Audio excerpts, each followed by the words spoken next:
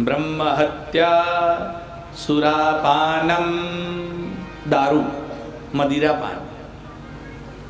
ये मदिरा पान का भी शास्त्रों में कोई प्रायश्चित नहीं है।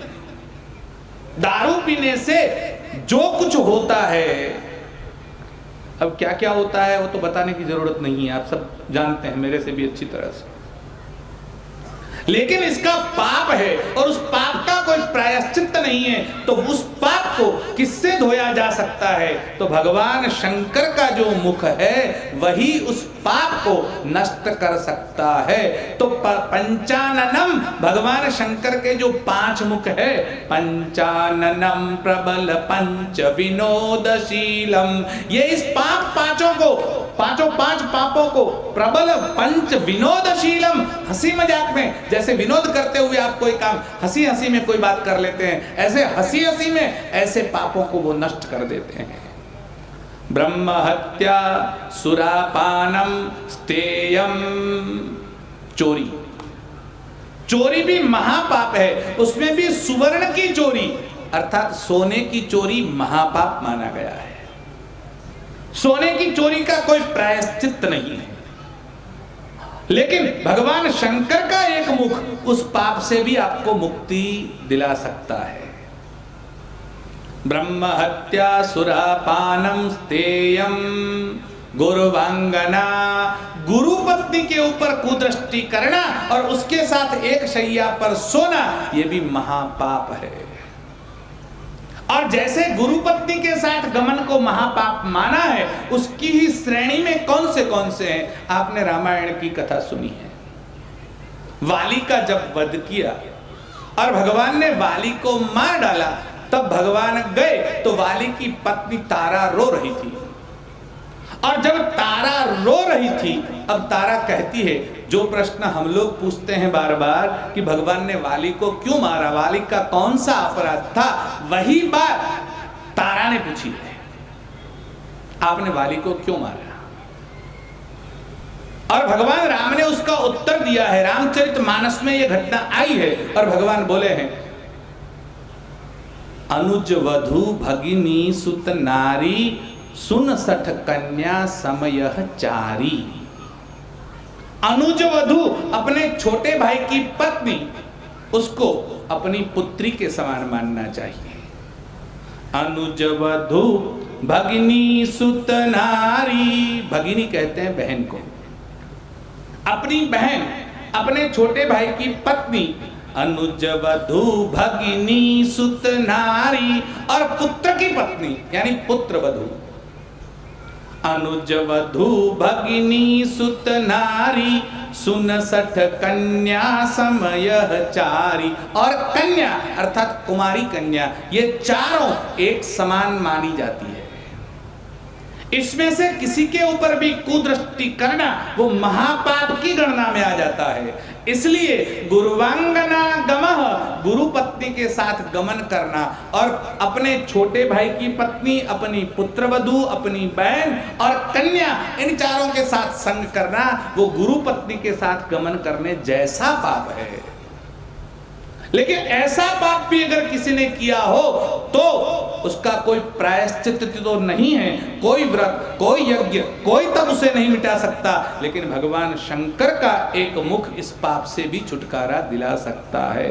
घोर से घोर पाप, ये तो 4 हुए, 5वां पाप कौन सा है? ब्रह्म हत्या, सुरापानम, स्तेयम अर्थात चोरी, और गुरुवांगना गमः, गुरु पत्नी के साथ गमन, 4 हुए। 5वां कौन सा है? तो कहते हैं संसर्गः।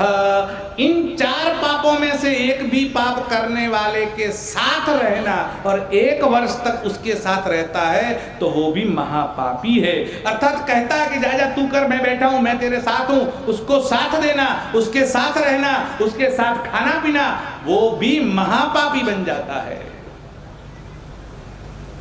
ऐसे 5 पापों से जो पल भर में आपको छुटकारा दिला सकते हैं। ये तो अनुज वधु भगिनी सुत नारी कह रहे हैं, गुरु की पत्नी की बात कर रहे हैं। हमारे देश में तो ऐसी ऐसी घटनाएं हुई हैं। बंगाल में लोचन दास नाम का एक भक्त हुआ, देवी का भक्त था। फिर चैतन्य गौरांग महाप्रभु के संसर्ग में आया, फिर हरे कृष्ण राधे कृष्ण का चिंतन करने लगा, कीर्तन करता था, बहुत अच्छा कीर्तन करता था। बचपन में उसका विवाह हो चुका था।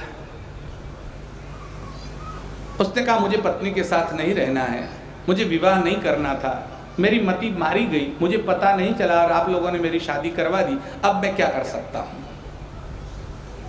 लेकिन मैंने उसके साथ संग नहीं किया है, अर्थात पत्नी को अभी तक मैं लाया नहीं हूं, तो मैं उससे छूट सकता हूं। तो भगवान चैतन्य गौरांग महाप्रभु के पीछे जाने लगा। उसके घर वालों ने बहुत आग्रह किया, पत्नी के साथ ऐसा व्यवहार नहीं करना चाहिए। घर वाले गए और महाप्रभु से कहा, आप कुछ की करके कुछ भी करो, इसको समझाओ, इसको आज्ञा करो कि पत्नी के साथ रहे। और चैतन्य महाप्रभु ने लोचन दास को बुलाया और कहा, ये ठीक नहीं है, तुम्हारा विवाह हो चुका है, तुम जाओ और पत्नी के साथ रहो और घर में रहकर भगवान का चिंतन करो। कीर्तन घर में भी हो सकता है, ऐसा जरूरी नहीं है कि संन्यास लेना पड़ेगा। हाँ, घर में माया प्रबल होती है, लेकिन उसमें से भी रास्ता निकल सकता है। घर में रहकर चिंतन करने वाला तो बड़ा योगी हो जाता है। दो रास्ते होते हैं। आप लोग बड़ी सिटियों में निकलते हैं गाड़ी लेकर, एक रास्ता शहर के अंदर से गुजरता है और दूसरा बाईपास होता है। बाईपास ही बोलते हैं आप लोग, क्या बोलते हैं? एक शहर के अंदर से निकलता है और दूसरा बाईपास होता है। सन्यास बाईपास है और गृहस्थी लेकर, शादी लेकर, बच्चों के साथ रहकर रहना, वो शहर के अंदर से ब्रेक करो गियर बदलो, ब्रेक करो गियर बदलो, धीरे धीरे धीरे धीरे गाड़ी निकालना, वो शहर के अंदर से निकलने वाली गाड़ी है। तो कौन सा मुश्किल है, शहर के अंदर से निकलना या बाईपास से निकलना? अंदर से निकलना ज्यादा मुश्किल है। तो कौन बड़ा योगी है? गृहस्थी ही। यही लोग जो गृहस्थ में रहकर भगवान का भजन करते हैं वही धन्य है। सन्यासियों को कोई चिंता नहीं, वो तो बाईपास है, एक ही गियर में गाड़ी डाल देनी और फिर निकल गई। सन्यासी तो कर सकता है, लेकिन गृहस्थी के लिए बड़ा मुश्किल होता है। इसलिए गृहस्थी जो लेकर निकलता है वो बड़ी बात हो जाती है। कहते हैं लोचन दास, भगवान गौरांग चैतन्य महाप्रभु ने आज्ञा की, घर जाओ और घर जाकर पत्नी के साथ रहो और अपना घर बसेरा करो। अब गुरु की आज्ञा का उल्लंघन तो कर नहीं सकते थे, तो लोचन दास घर गए। लोचन दास ने कहा, क्या आज्ञा है? माँ बाप से पूछा। माँ बाप ने कहा, तुम अपनी पत्नी को पीहर से ले आओ और उनके साथ रहो। अब बचपन में शादी हुई थी, कैसी पत्नी होगी देखी भी नहीं है, याद भी नहीं है कौन सी होगी, अब बड़ी हो गई होगी। लेकिन जब माँ बाप ने कहा तो लेने के लिए उसके ससुराल में, मतलब पत्नी के मैके गए। अब ससुराल गए, घर पूछ रहे थे, ससुर का जो भी नाम रहा होगा, पूछते पूछते पूछते पूछते कहाँ घर है, कहाँ घर है, आगे चले जा रहे थे। अब उनके ससुर का घर जहां आने वाला था, वहीं पर एक स्त्री उनको सामने मिली और उस बहन से पूछा और कहा, बहन जी मुझे बताएंगी इनका घर कहाँ है? तो उस स्त्री ने बताया कि यहाँ से आप सामने चले जाओ और वहां से दाहिने मुड़ जाओ, तीसरे नंबर का जो घर है वो जो आप पूछ रहे हैं उन्हीं का घर है। ठीक है बहन जी, धन्यवाद करके वो चले गए। घर भी मिल गया। शाम हुई, भोजन करवाया, सास ससुर बड़े प्रसन्न हुए, दामाद घर आए, सबने आदर सत्कार किया। रात का समय हुआ तो उनके घर के ऊपर का जो रूम था, ऊपर के कमरे में उन्होंने कहा, आप बहुत दिनों के बाद आए हैं, आपकी और हमारी बेटी का शयन कक्ष ऊपर रखा है, तो आप पत्नी के साथ ऊपर सोइए, हम लोग नीचे हैं। तो उनको ऊपर भेजा गया। अब लोचन दास ऊपर गए तो कमरे में उनकी पत्नी घूंघट निकाल कर बैठी थी। अब लोचन दास गए और पत्नी खड़ी हुई और उनको प्रणाम किए, और जैसे ही पैर छुए और उनका मुंह देखा, और मुंह देखते ही उन्होंने कहा, तुम?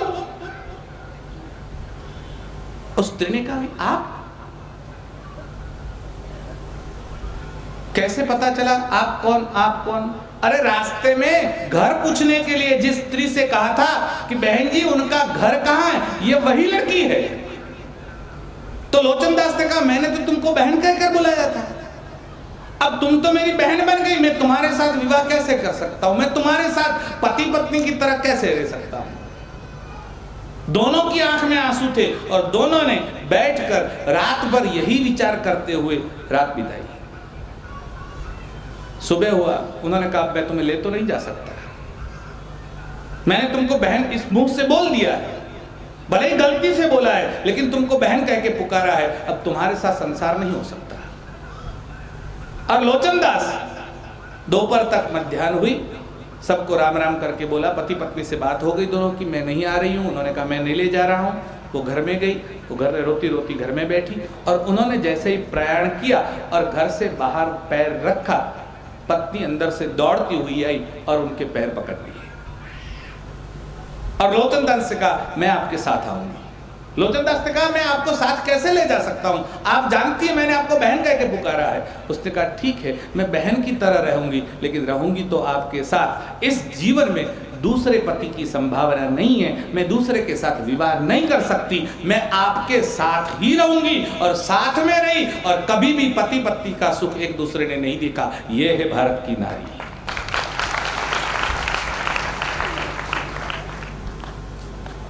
इसलिए कैसा भी पाप हो, भगवान शंकर वो क्षमता रखते हैं कि आपके पापों को वो नष्ट कर देते हैं। ऐसे भगवान के 5 जो मुख हैं, और वो सत्योजात, वामदेव, तत्पुरुष, अघोर, ईशानः, ये 5 मुखों से वो 5 प्रबल पापों को नष्ट कर देते हैं।